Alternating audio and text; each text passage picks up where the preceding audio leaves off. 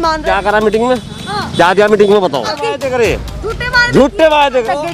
बात यहाँ अटकी कि आपको हर वर्ग को लेके चलना पड़ेगा।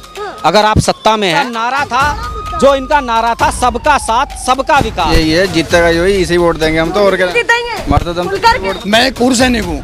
बोलते हैं जब सरकार किसान और जवान की है। मुख्यमंत्री को ऐसे शब्द इस्तेमाल मत करें। नहीं, ऐसे तो 4 साल में 10 रुपए तक नहीं बढ़ाए। के पास वापस आती हूँ, मैंने एक भैया को पीछे छोड़ बिल्कुल सुनाने वाले हैं। हमारी सरकार कैसी हो, केजरीवाल जैसी हो। हमें राम राज्य नहीं चाहिए, विकास राज्य चाहिए। इन्हें राम राज्य नहीं चाहिए, इन्हें विकास राज्य।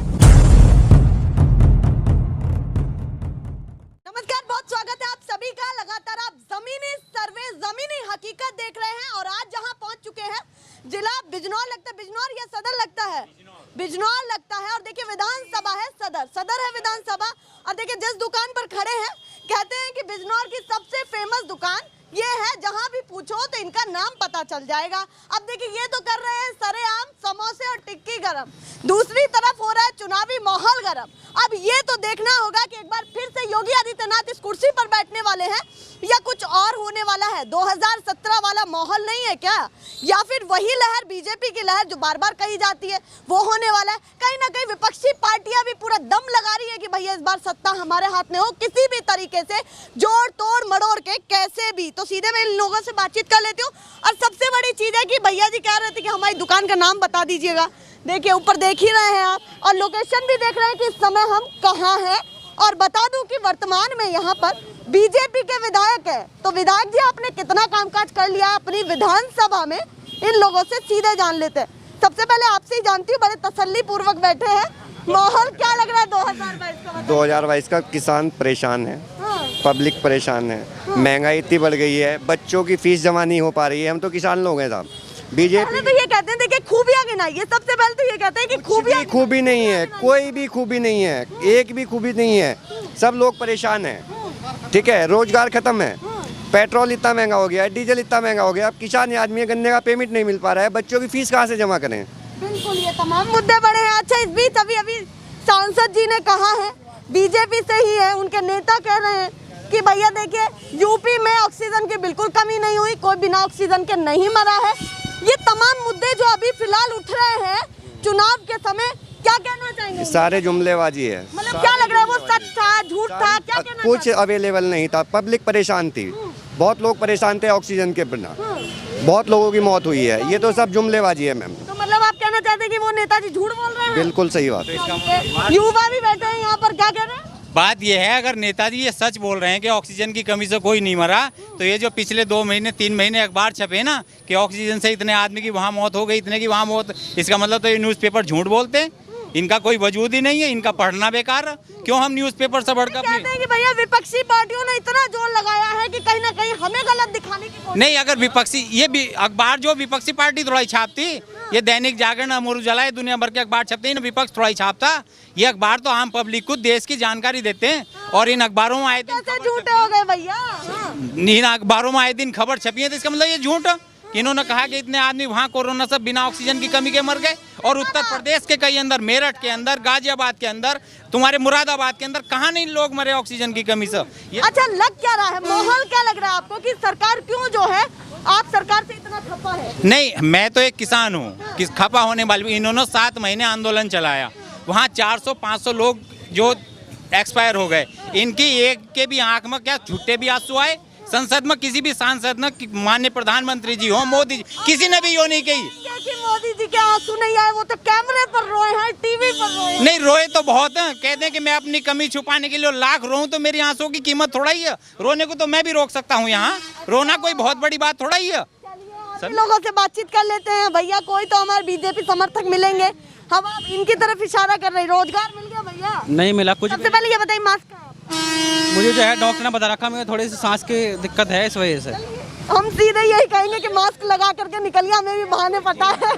अच्छा, सबसे मिला यहाँ बहुत बुरी स्थिति है, रोजगार नहीं मिला। मजदूर क्या करे बताओ, काम नहीं है, कारोबार नहीं है, क्या करे? रोजगार की बात हुई भैया, बहुत रोजगार दिया गया योगी जी के शासन में। कुछ नहीं, एक बार रोजगार होता। मैं खुद एक स्टूडेंट हूँ, फीस पूरी ले रहे हैं, पढ़ाई नहीं चल पा रही पूरी, क्योंकि क्लास मेरी ऑनलाइन चल रही है। कहाँ चल रही है ऑनलाइन? 1 घंटे की पढ़ाई होती है, इसके अंदर मुश्किल से 15 मिनट करते हैं। जो भी क्या है, कभी इधर को चला, कभी इधर पानी पीना, कुछ करना। हम अपना स्टूडेंट बैठे लैपटॉप लेके, मोबाइल लेके, इसमें क्या हो रहा है? तो स्कूल की व्यवस्था हुई ना, स्कूल तो ये बात तो इसमें भी अब मान के चलो 2014 में पेट्रोल के क्या क्या रेट थे, हर चीज़ की सस्ताई थी। आज पेट्रोल 100 रुपये किलो, दाल महंगी 150 रुपये किलो, हर चीज़ में महंगाई है। मैम ये क्यों जा रही है महंगाई, ये बताओ। कम से कम सबसे बड़ा मुद्दा है महंगाई, क्योंकि मिडिल क्लास पर सबसे बड़ी मार यही टूटती है। और रोजगार का आपने मुद्दा उठाया, इस बीच आप कुछ बोल रहे थे, बताइए। नहीं, बोला मजदूर परेशान है, सब चीज परेशान, हर चीज महंगाई है, क्या करे बंदा।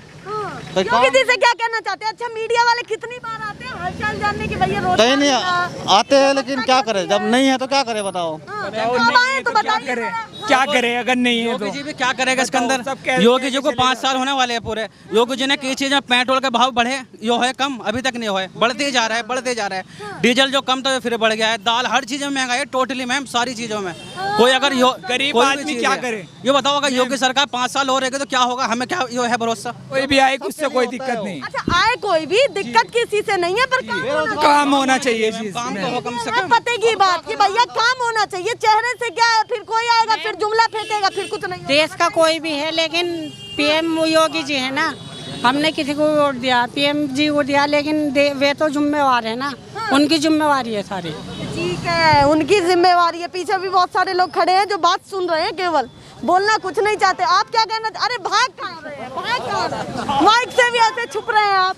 क्या लग रहा है 2022 का माहौल क्या लग रहा है? योगी जी आप वापसी करने वाले हैं, अखिलेश यादव या फिर गठबंधन? अखिलेश यादव। अखिलेश यादव। आप क्या कहेंगे? अखिलेश यादव।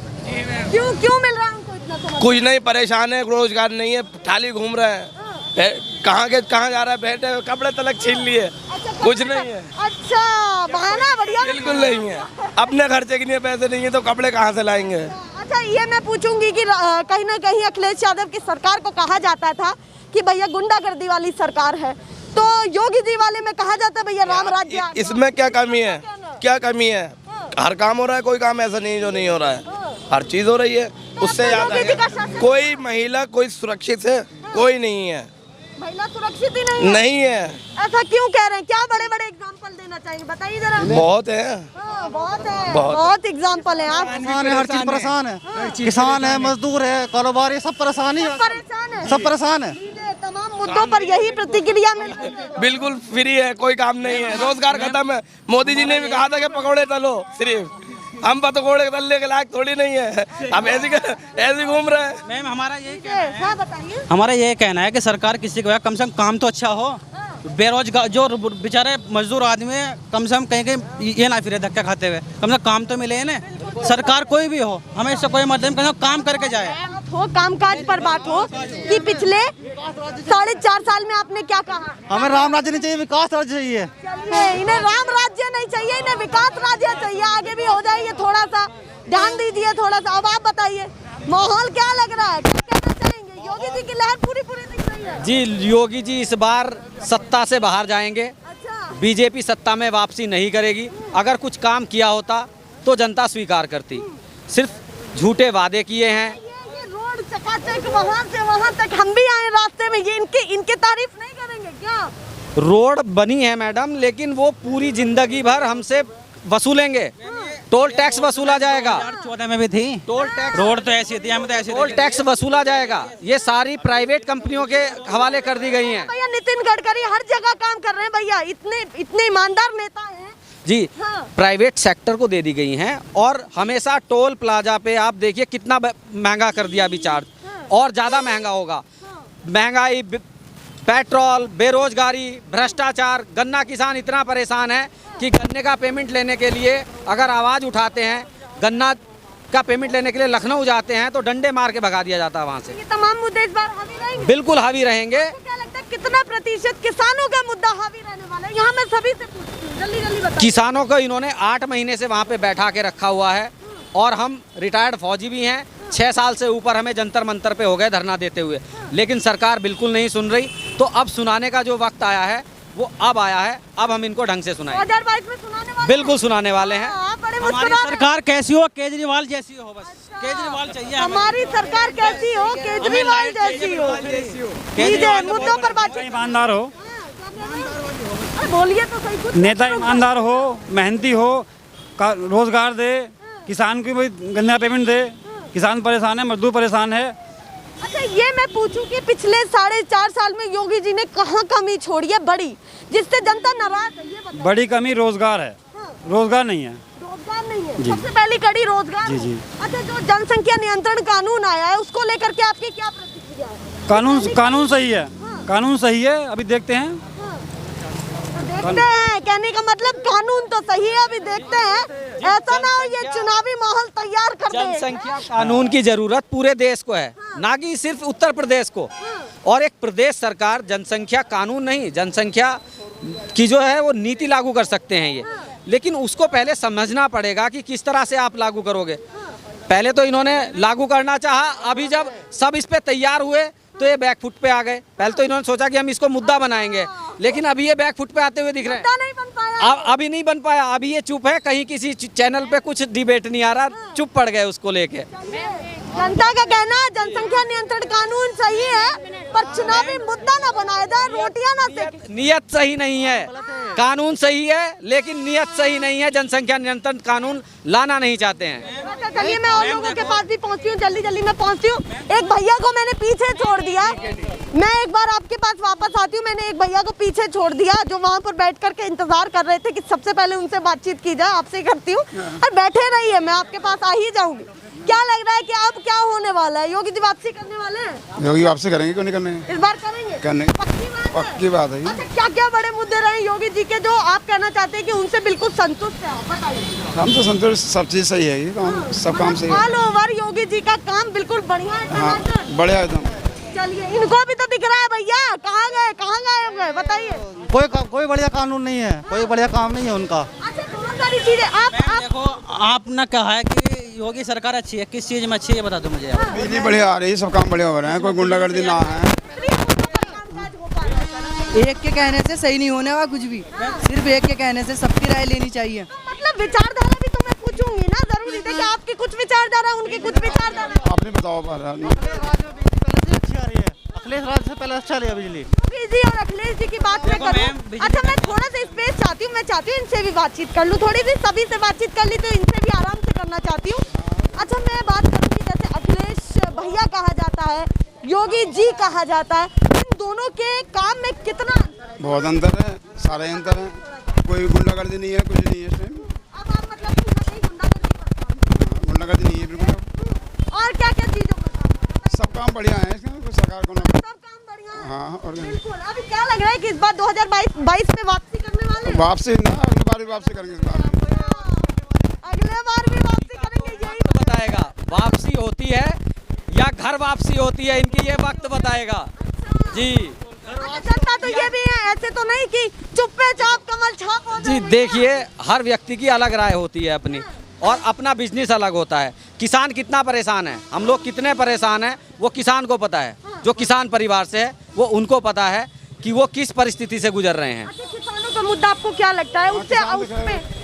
कब मिल तो लिया है, पेमेंट कोई मिलना नहीं आएगा, सब चीज काम सही हो रहा है। 14 दिन का वादा है पेमेंट मिलने का, लेकिन एक साल हो जाता है और गन्ने का पेमेंट नहीं मिल रहा। 3 साल में ना मिल रहा था, अब तो पहले 3 साल में ना मिल रहा था।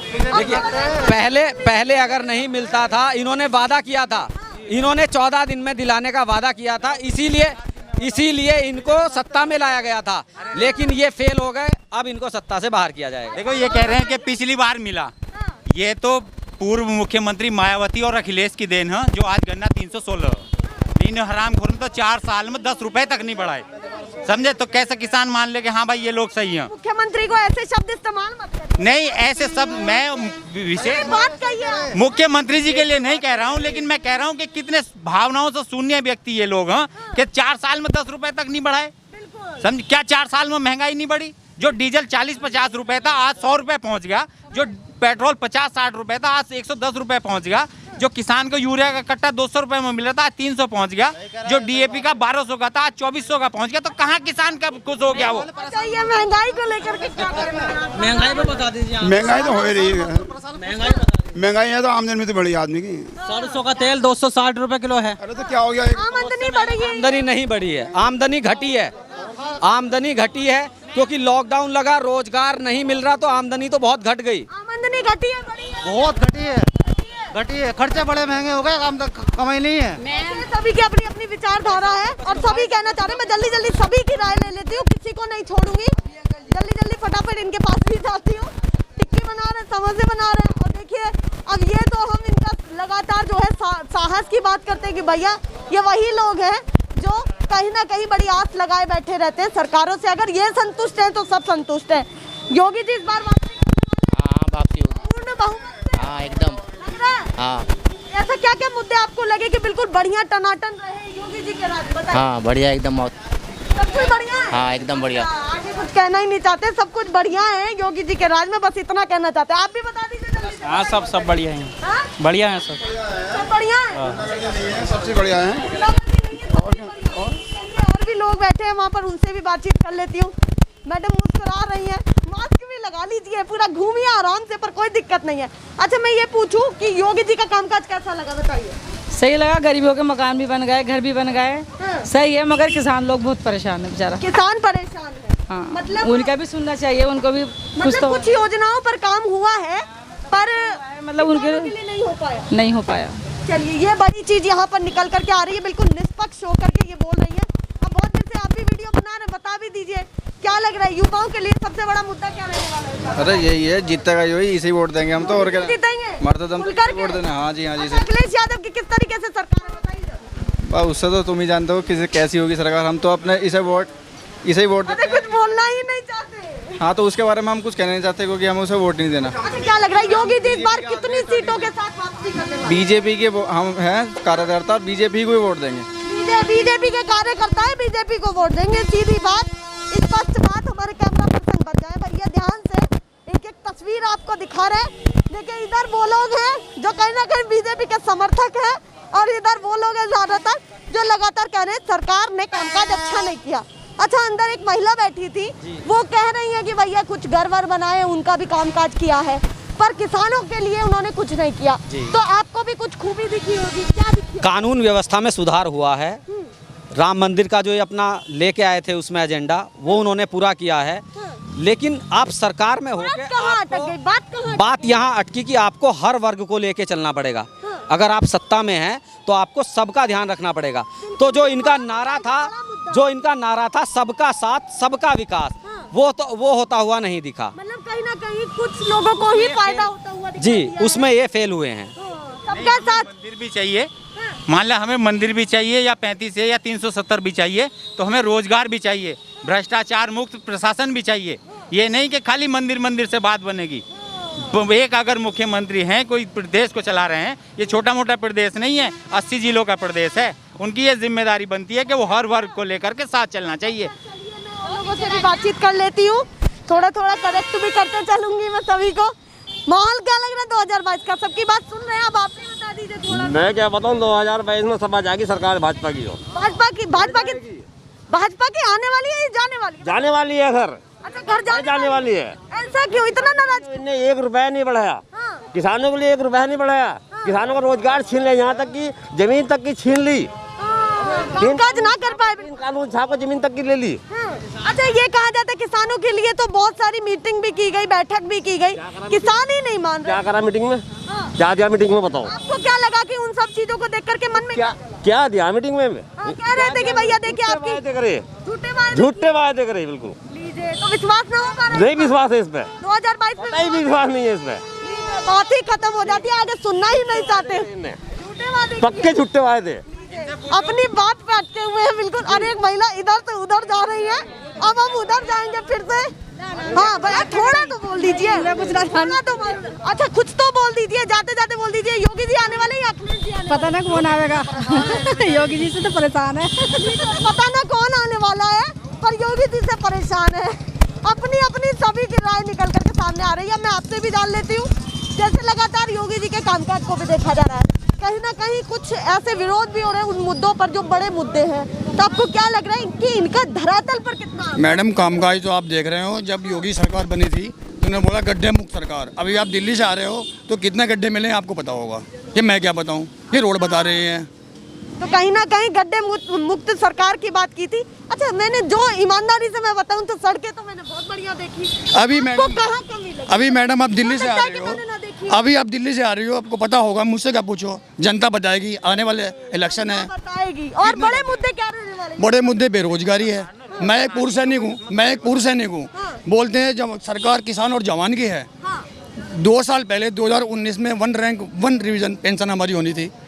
डिफेंस मिनिस्टर, रक्षा मंत्री जो हमारे हैं राजनाथ सिंह, उन्होंने एक मीटिंग ली और 1 महीने का समय दिया कि 1 महीने बाद कमेटी रिपोर्ट देगी। आज 2 साल हो गए, पेंशन का कोई कहाँ है? जो भी जिनके अपोजिट बोलता है वही देशद्रोही है। सबसे बड़ा मुद्दा इन्होंने उठाया है कि भैया मैं पूर्व सैनिक हूँ, अगर आप सैनिकों की भी इतनी परवाह करते हैं और भी 1 रैंक आज तक हमें मिली नहीं पूरी, जो थी हमारी 1 रैंक रिवीजन सरकार दे रही थी 5 साल में, वो नहीं मिल रही। 2 सालों की रिपोर्ट कहाँ गई? सब जुमलेबाजी है, कुछ नहीं है सरकार में। चाहते हैं कि रिपोर्ट पूरी स्पष्ट होकर के सामने आए, जनता के सामने सारी चीजों पर। हाँ बिल्कुल सच हो। बोलते हैं कि बेरोजगारी है, बेरोजगारी बहुत बड़ी है। अगर कोई छात्र बोलता है तो ये टुकड़े गैंग है, किसान बोलता है देशद्रोही हैं। अभी आपने पंचायत चुनाव हुए हैं, महिलाओं का चीरहरण पूरे देश ने देखा है, मैं क्या बताऊं, आपने भी देखा है मैडम।